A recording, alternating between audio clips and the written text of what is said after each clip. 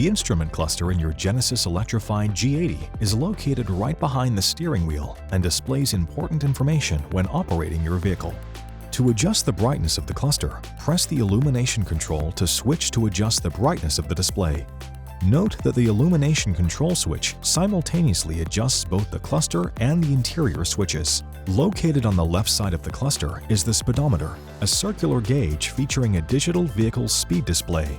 Genesis Electrified G80 models are equipped with a 12.3-inch screen and have the state of charge gauge located next to the speedometer. When the remaining energy level falls below 12%, a warning message will illuminate to alert you to charge your vehicle. On the right side of the cluster is the power and charge indicator. The power section of the ring will indicate how much energy is being used during acceleration. The charge section of the ring indicates the charging status of the motor. In between the two circular gauges are the displays for the outside temperature and efficiency indicator. The mileage number on the bottom left indicates DTE, or distance to empty range. DTE estimates how many miles the vehicle can travel according to how much power is left in the battery.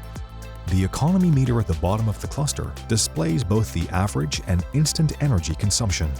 Average energy consumption is where the computer calculates how much energy is being used per distance unit. You can find the regenerative braking level indicator on the bottom right corner of the instrument cluster. A 3D viewing option is also available on the instrument cluster. To use the 3D cluster, press Setup, then Vehicle, Cluster, and 3D Cluster Depth. From here, you can select between maximum and medium depth settings for the 3D display. To revert back to the 2D cluster, select Off. For more information on your Genesis, be sure to explore the how-to videos on the Genesis USA YouTube channel, as well as consult mygenesis.com and your owner's manual.